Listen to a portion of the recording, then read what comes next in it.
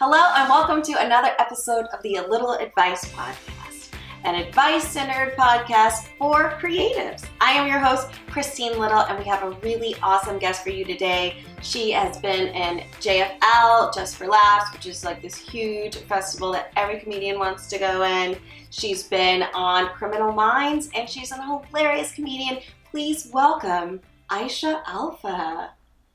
Hello, Aisha. Hi. Welcome. Thanks for having me. This is lovely. The set is gorgeous. Thank you. I call it my living room. Wait, let me see your nails. Oh, nice. I thought we had the same one time when we did a show before. And we were like, so. This is how the sisters We had to we again are not related. I'm not bringing on guests that we know about. We could be. We're both biracial, so who knows? Yeah, it's true. Who knows? My dad could have got around. Yeah. He didn't. Oh. He didn't are your parents still together? Yeah. Oh, good. Mine aren't. Oh, well. So you think you're better than me? That's what I'm saying. Okay. So you're like the alternate universe version. Parents would have stayed together. My parents have been together forever, too. Like, since 1973. Wow. How did they meet? They met at university, and my dad was from Nigeria. My mom was from, like, a farm town. Like, it's the weirdest story of how people met. And they met, and 6 months later got married. What? Yeah. Like that makes me feel good because it just shows it's like you never know. Your life could change in an instant. True. Depending on who you Although meet. my mom was 19. Oh, wow. And I was like, it's worked out perfectly for them. They're still together. They're in love. It's wonderful. But like when you think about marrying someone when you're 19, after 6 months, like, ooh. Yeah. Today that would be a disaster. Yeah. It was a different time. True. People were better back then, right? That's what I like to do. They needed more resources. So you are a comedian and writer of all. Yeah, comedian, writer, actor, and then I host. Like live and TV stuff. Right. Mm-hmm. So how long have you been in the game, as I call it, this business? I started in 2010. So like 9 years. Yeah. But it's interesting. Like I used to be a professional soccer player. What? Yeah. No, that's what I did before. And then, like, traveled around the world, didn't know what I wanted to do, went back to Canada, tried all these different jobs, was, like, a wedding planner for a while. I'm a certified life coach and, like, mental training. Yeah, we should have a whole thing just on us doing life coaching. But, and then, yeah, got into, like, acting and comedy. Acting first and then comedy second, so. And you knew, like, this is where I want to No, you know what's funny? I really wanted to act, and I really loved, like, I got into it because I loved Saturday Night Live. And I was like, I want to be an actor, I want to do sketch comedy, it'd be so fun. And then I had an opportunity to try stand-up, and I was like, I guess I'll try it one time.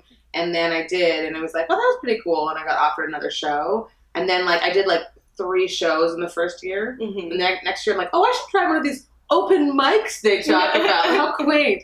And then I went, and then it was, like, a couple years in, someone's like, you're that comedian. And I was like, am I? Oh, I guess I have been doing stand-up. Yeah. So I kind of backwardsly fell into it. But now I'm like, it's a big part of what I do. As you were going along in your journey, what is like some of the best creative advice that you've gotten? The best piece of advice I got was, it was about stand-up. And I was like terrified when I started doing stand-up, but I loved being on stage, but it was like terrifying.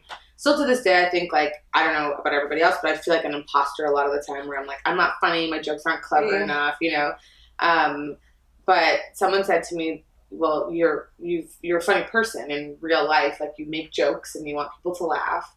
So if you go on stage and no one laughs, does that mean that you're not funny all of a sudden? Like nothing's changed. So just go on and have fun. And if no one laughs, then that's fine. And then when people laugh, just know that like that's also fine. Like it's all the same stuff. So like don't get attached to it. It's not your identity. Yeah. And because before I was like, I'm not funny. I mean, we all go through this sort of should I be doing this? All the time. It's like what makes a comedian a comedian. But just to remember that just because if you go to a show and people don't laugh, it could be the exact same joke, the exact same people the next day, and they'll be like howling. Yeah. So you can't base it. It's so fickle. You can't like base your self-esteem or your career goals just based on if people think you're funny on that one day. But then I think also just like having a whole life, you know, that it is such a fickle industry that if you don't do other things, like I'm not a person who goes out to 5 shows 7 days a week. It's just, for me, that would like crush my spirit a little bit. And there's some comics that do that. And it works for them, and that's great. But yeah, I only have so much energy. Yeah, and I need things to talk about. Like I'm like, I can't just talk about going on stage. I have to like, I don't know, experience. Like, I was sitting in my car finishing my little snack before I came in and saw a real weird guy walk past. And I'm like, see, this is coming. Welcome to Van Nuys. You live your life and you see these things happen and you're like, that's what I want to talk about. Can I ask you about the weird guy? Okay, he had on a pair of pants, and then he had on his shirt, but his belt was around his shirt and not in his pants. So it was like holding his shirt tight, but his pants were falling down. And he had a big gulp cup that had nothing in it, and he was walking like this. And I was like, is he walking? With his hand under his chin? Yeah, like, I was like, is he posed? Or is he holding his mouth shut? Like, what is happening? And he had great hair and a really dingy old hat. And I was like, Christine Little's house is right here? Okay, great. I'll just go inside. Yeah, my neighborhood has a character. But then there was a super hot guy who came out next door. Really? And I wanted to be like, okay, wait, she's single. Oh, I know. He's, I think, from over there? Yeah, and he had a dog? Oh, yeah, he's married. He's married to my neighbor. She's really great. But yeah, he's distracting. I was like, I literally had this thought where I'm like, is Christine single? Because I don't know if she knows his neighbor, but we need to connect. Off limits. Okay. I try not to look at him. Like, hi Steve, I can't even see you. I try not to talk to him, look at him, nope. He thinks you're just really mean. You're like, that's awesome. So basically the best advice you received is, hey, don't take anything too personal. What about your worst advice? The worst, I mean, I think every woman who does any kind of entertainment or performance can, relate. The worst advice was to stop talking so much about my vagina. So, and we all know, if there's any way to describe me, it's a vagina comic. All I want to hear about. I've never heard you talk about your I'm like, because of this advice. This is from a guy, right? Oh, 100%. I don't think any woman would ever tell another woman to not talk about her vagina. No, I don't know. I mentioned body parts in some jokes, but like I also mentioned dicks, and he had no issue with that. Yeah, like the penis part's fine, but the other one just we like to pretend we're scared of it, so we don't like it. And I said, why? He was like, no one wants to hear you talk about that. And then I was like, well, you can go back yourself. And I still talk about whatever I want. Yeah, it's fine.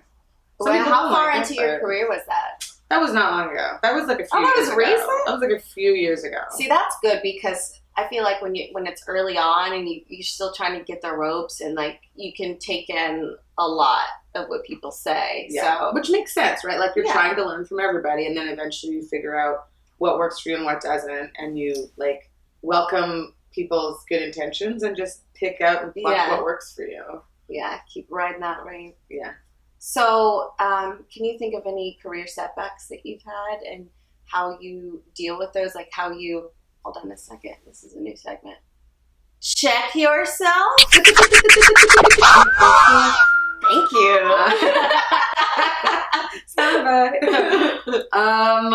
Yeah, I mean, I think that in this industry, you always have to check yourself because we're so like, feast or famine for everything. Mm-hmm. And it's always a state of like, I'm never going to get work again, and I'm not funny, and it's horrible, and I'm like, am I worthy? And then I got work, and they're paying me so much money. This is the best. I'm the queen of the world. And there's not like a lot of in between. It feels like it's often those two things. But I think, when you perform a lot, you get checked all the time because one day you'll be on this big stage doing something for TV. And literally sometimes the same night or the next day you go to a show and it's 3 people in someone's living room. So it's so humbling. What is my life about? But I had I'm going to be doing, the plan is to do an album after the baby's born. Mm-hmm. But I had tried to do an album. I did one. I performed a whole hour, 15 minutes in Canada a couple years ago. And the audio just got screwed up. Yeah, so... oh, man. So we couldn't end up using it, and then... How did you react to that? I would have been so upset. It was frustrating. Part of it was great because I had 2 amazing live shows, and we had some, crude video of it, so at least I could, remember it. Okay. But it was frustrating, and also, nothing you can do. Yeah. Right? It's done. It's done and dusted. So we just have to move on, and I plan to do another one that had to be canceled. So now this is my 3rd Your third go-around. Go, and I wanted to get it done before I had the baby, and it just was like, there's just no time. No, you know? yeah. So you have a little bun in the oven. I know. I just noticed that you were. You look great. I was wondering why you were offering me alcohol earlier. Yeah. You're one of those pregnant people where you don't know that you're pregnant from the back. And you turn around and you're like, oh, okay. When I'm sitting at a table, like I've watched guys that come, and I think it's literally because like I'm like feeling more confident now. You're but guys that walk glowing. past, and they'll like look at me and be like, hey, and they're like, ooh, like see the belly and walk away. I'm like, that's right.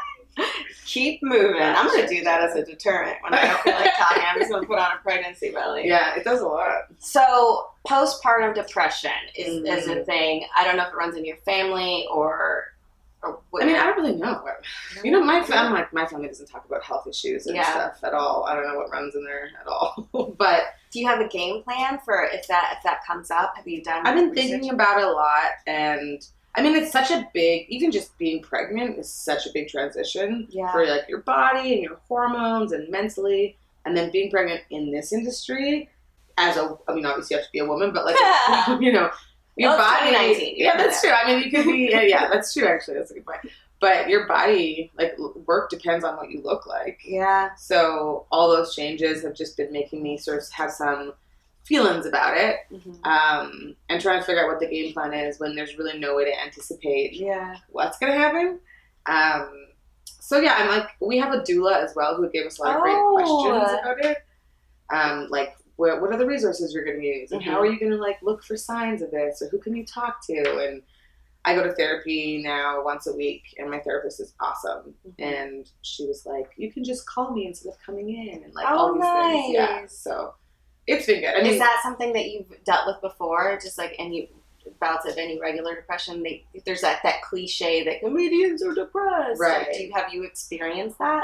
I'm generally a pretty positive person, but definitely there's been times, and I think it's for me too, when there's transition, it's sometimes overwhelming, and that makes me feel like I'll have, like, I always describe it as like, everything's fine, I can, like, hold on, and then it's like I just fall off a cliff for a few days, and then I'm like, okay, now we're back on track, you know?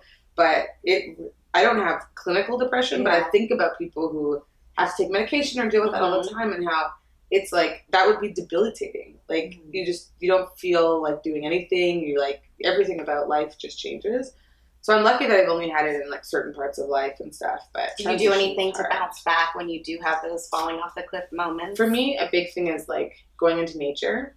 That was one thing I loved about being in LA. When I first got here, I had, like, a few days where, like, my heart was racing and I couldn't figure out, like, what was going on. And I just stood outside my apartment by a tree and just, like, I'll just allow nature to, like, enter my body. There's something to that. Yeah. They say even looking at pictures of nature is supposed to, like, help you. Yeah. It just calms you down. Yeah. It gives you something. I've hugged trees before. You're a tree hugger. I really, literally am a tree hugger. But, yeah, for me, nature is a big thing. And, like going for a walk or a hike or exercise or something just, like, can shift it. Not that, you know, gets rid of what's going on, but it pulls me off of, like, the downward the cliff that you're you just fell off of. Yeah. Yeah. Okay, we're going to take a quick break from our sponsor, who happens to be myself. Keep it in-house. Integrity. Hey! You can put that on there for your baby. Look at this. I want to put it on him. I want my baby to have some little tiger titties. Look at that. Oh my god, that looks really good. We got to get a picture of this. This looks fantastic. That's cute. Yeah. Integrities. So the concept behind the Integrities is that, you know, guys are visual creatures, and instead of them just checking you out when your boobs are out, they'll learn something about you, and it's you have integrity. Integrities. And speaking of Integrities, we are going to play a little game. Are you up for a game? Totally. I love games. Okay. This game is called What is Your Integrity Score? Okay. All right, so I'm going to ask you a few questions, and at the end of this, we're going to tally it up and see what your integrity score is. Okay. And I just made this game up, so we'll figure it out. Okay. Question 1. A booker produces a show you really want to be on. You can tell, is crushing on you, but they say the show is soups booked for the foreseeable future. Do you flirt or, like, hint that they may have a chance with you to try and get booked?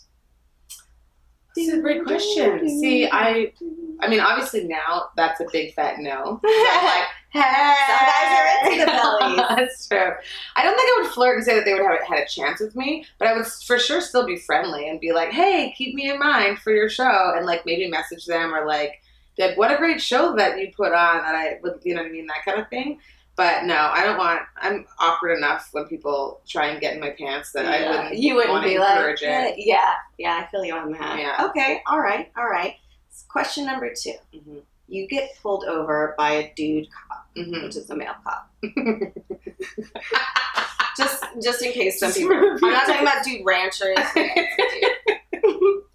Do you cry to get out of the ticket? I 100% would cry, not even to get out of it, just because I'd be like, I'm so sorry. I'm Canadian. This is like, of course, I feel horrible for whatever I did. So not to get out of it, but yes. Just I would be crying. By the time he got to my door, I would be crying. I've gotten stopped one time for speeding, and I don't think I was speeding. I think that his thing was off, and I was crying by the time he got to my door. Oh my God. So what happened? I cried, and he stood there and he was like, I was like, I'm really sorry. What happened? What did I do? Like, I was already so upset. And then he was like, you were speeding. And I was like, I don't think, was I? Okay, you're probably right. And he's like, okay. And he gave me the ticket. And I said, do you have to give it to me? And he was like, this is like, I think he was like, this is the worst version of trying to get out of the ticket possible. Like, you're not even doing anything. You're doing it wrong. You have to sexy cry. Yeah. And you're doing this ugly cry. Super ugly cry. And then I just paid the ticket in full. Dark. He's like, you can't even start because you're too dark. Your hair is crying. It's all over. Okay, yes. So that's a no. Yes, it's a very confusing answer. Number 3, a guy you have no interest in. I mean, obviously not now. This doesn't apply, but a guy you have no interest in offers to buy you a drink. Okay, maybe a soda since you're, with child. You're broke. Do you take it or no? Yeah, I take it. And that's like, I feel like this is like, oh wait, you have interest in him, or no? He has interest in you, but you're like, no. Do you take the drink? And I forgot to mention that part. I think that I would, whenever anyone offers me something. Also, this is the Nigerian in me. Is like you're not supposed to say no to a gift. Yeah. So my belief is, especially if it's something that you want, if someone's like, I want you to have this, then you have to say thank you, and then you take it from there. So I would probably real talk, probably take it and then be like, but I'm not interested. Wow. So you would say that? If I thought that that's what the whole transaction was. You know what? You have such like a happy demeanor to you. If you said it, you would like be like, oh, that was nice. But if I said it, it would sound like so mean. I've like said, but I'm not interested. I think it's because like I do have I get away with some stuff. I think because I'm like, I'm just not. You got freckles. Yeah, like you're smiling. But you have dimples too, so I have one. I always pose right. I think honesty is the best way. Like, just be honest, because then maybe the person doesn't have to feel the shame of trying so hard. What if they take the drink back? It's fine. What are you gonna do? I think I just became Nigerian. Can I get a shot? Yeah. Do a shot, and then you're done. You just thank you, and you're over. You don't have to talk. You don't have to like interact. I like that. Be honest. That can be so hard. Right. Drink. Oh my God, what's happening? I don't even drink that much. Number 4, you don't get what you want. Say like at a store, like so you have a coupon they won't honor, but you're like, do you pull the pregnancy card? Ooh. I mean, you don't have it that long. I know. Everyone's been like, pull pregnancy card as much as you can while you're pregnant. Have you? I haven't really been like, I'm pregnant, but sometimes I'll be like, oh, really?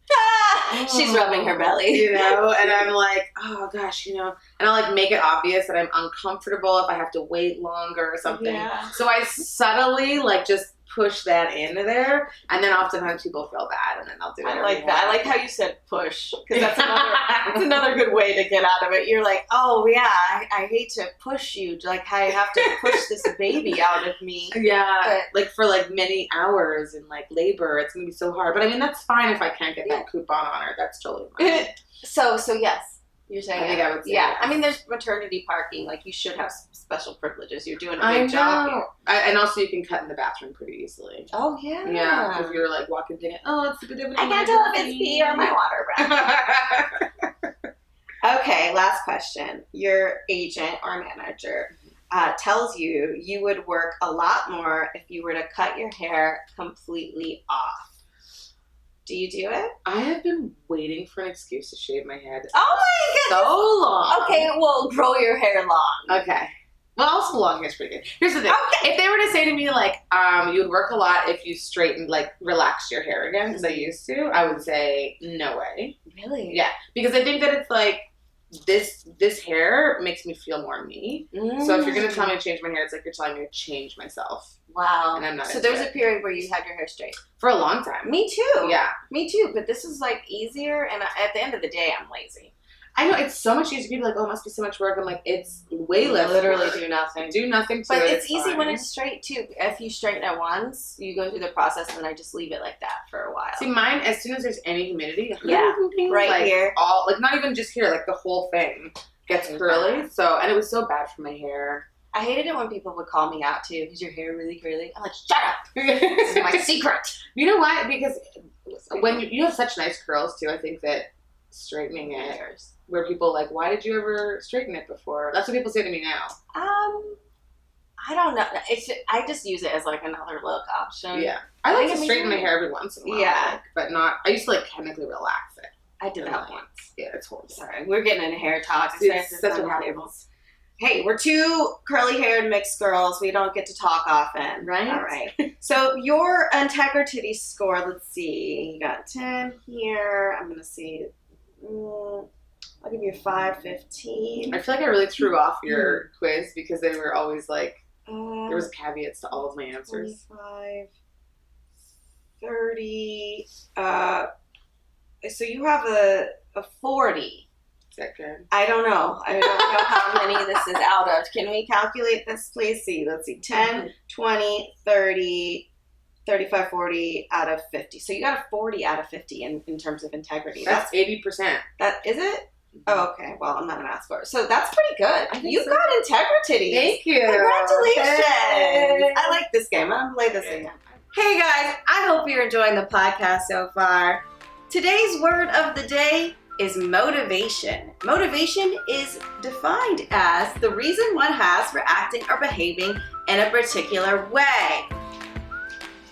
Motivation, getting motivated. You know how I get motivated? Watching Beyonce's Homecoming on Netflix. If you're not motivated after watching that documentary, then I don't know what to tell you. I hope you guys are enjoying the podcast. Leave me a line on @A Little Advice Podcast on Instagram and let me know how you stay motivated. Back to the show. Okay, so before we close it out, I have a gift for you. And it's not another baby. Sorry. I know that you want to be pregnant more. First of all, this is really cute. A unicorn. There's a zero unicorn. That's awesome. Okay, and this is I kind of saw the last person, but this is my affirmation. What does it say? People hating is a sign that I'm being noticed. Ooh. Oh, people hating me, like haters. Yeah. I thought it meant like if I'm hating people, then there you go. You're on the right path. I actually like that one. I like that a lot. I like that. I found that when I looked at the Just for Laughs thing, when I was on the Trevor Noah Gala, I was super excited when they put out a clip of me, and then it was like great comments, and then like some big time hating comments, and I was like, at first I was like, oh my god, that's so horrible, and then I was like, I've made it! Like, yes, I have people who like hate my comedy. Yeah, That's well, great. they couldn't have done that if I want to ask you about that. Can I segue a little bit into that? So that Trevor Noah Gala, that was like a big thing for your career, right? Huge, yeah. So tell me about how hard it was to get to that point, like what the process is really like for maybe up and coming creatives, comedians, because so often we just see the end result. We don't see everything that it took to get up there. Right. Well, like, so getting to Just for Laughs is such a long, I mean, every comedian knows that it's like, that's like the biggest, thing, the biggest festival where you work so hard to get in it. It's different in the States versus in Canada, how you get into like the homegrown versus the new faces. Mm-hmm. Just a smaller group, but we're wider spread out. So it's like a different, we don't have like the multiple levels to it like they do here. But I mean, my agents had to push hard for me to be seen for homegrown and to get into that. And then, but there was a process of getting an agent. Yeah. In the first place. I've been really lucky in that the agent, when I was in Toronto, the agent I got, I came in for some other reason to have them like look at my reel and suggest who I could send it out to because my friend was with them. Oh. And then they were like, "Oh, do you not have an agent?" And they like snapped me up right away because I was like a new person. I had already had like lots of credits from where I'd moved from in comedy and in hosting and in acting. So they were like, "Ooh, fresh meat," you know? Yeah. So that was great. But then like convincing people to put you on the appropriate shows. Like I love Trevor Noah. My dad works half the year in South Africa. I've been to South Africa multiple times, performed with all these, performers from South Africa. So I feel like this affinity. I'm like, I want to be on that gala. I want to be on a place that like fits for me and stuff. And you just have to like standing up for yourself and fighting for what you want and having your people fight for what you want and what makes sense is hard and never ending. And then just even things like, practicing my set for the show. When I did my rehearsals, like for the set for the show at Just for Laughs, it wasn't good. It didn't go well, and I was like, oh my god, what am I like? This is like the culmination of everything, and like now, and then I just pulled it out on the day of and had like a killer set. But I think like specifically for something like Just for Laughs, I heard someone talking and they were like, yeah, no, I did like a showcase and I didn't get it, so I guess it's not for me. And I was like, whoa, like it's gonna take a lot more effort than that and a lot more time, and some people might get it the first time, some people might get it the 10th time. Like, you just never know. But if it's something that you want, then you just have to, like... And how many years in was this for you? Because, people, like I said, they just see, like, the end result. They don't see, like, the years of you doing open mics and doing shows. And before that, the training as an actor, because acting does give you a leg up, I think, with stand-up, because you're already comfortable on stage. Yes, right? Totally. So... the Trevor Noah Gala was in 2018. So that was 8 years after I stared getting into entertainment stuff. So yeah, that's a long time. Yeah. Thank you for being honest about that. I'm not like a turnaround 1 year in, no shame on that. Like, if that works, that's what happens. It's good for you. Yeah. But, it works for a long time. All right. Well, we're going to close this up. And before we do, I want to thank another sponsor that we have. Yeah. How to go. Oh, sorry. I didn't mean to throw this on you. How to go. I feel weird putting this in front of a pregnant person. I love it. Because, here's the thing. No shame in being a hoe. And you can be a pregnant hoe. You can be a married hoe. It's like you're owning the word again. You got your... Let's read... I want to read what's in here because this bag is fantastic. You've got flip-flops, plain black tee, black leggings, one size fits all. You've got sunglasses, a.k.a. hater blockers, which means you're getting noticed, right? Velour jewelry pouch, a tote, makeup remover wipe, deodorant wipe, toothbrush and toothpaste, hair tie, headache relief, and lip balm. This is your hoe to go. Last night is nobody's business but your own. Let's keep it that way. Thank you. Look at that. And it's so discreet and it's cute, You don't, bam. Look at that. Hey. And you can just keep that in your trunk. Exactly. And you just keep it in your car. I've got them all lined up around every city I go to. Oh, to go. Thank you so much. And thank you so much for being a guest on this show. Thanks for having me on. Where can people find you? They can find me on all social media at Aisha Alfa. Alpha spelled with an F, not a PH. Okay. And then on my website, AishaAlfa.com. All right, great. And you also run a monthly show in North Hollywood, the birthday show, which I did, which is very, very fun. So please check that out. And we are going to wrap this up. But if you want to hear more from Aisha and about her creative process and how she comes up with jokes, head on over to Patreon, be a subscriber, and you're going to hear more about that. And I'm going to give birth on Patreon as well. No big deal, but if you donate more, you will actually get to see her. We're going to induce a labor. Amazing. And if you're not already, please rate, subscribe, leave a review. It really helps us out. And be sure to follow us on Instagram at A Little Advice Podcast. Thank you. Bye.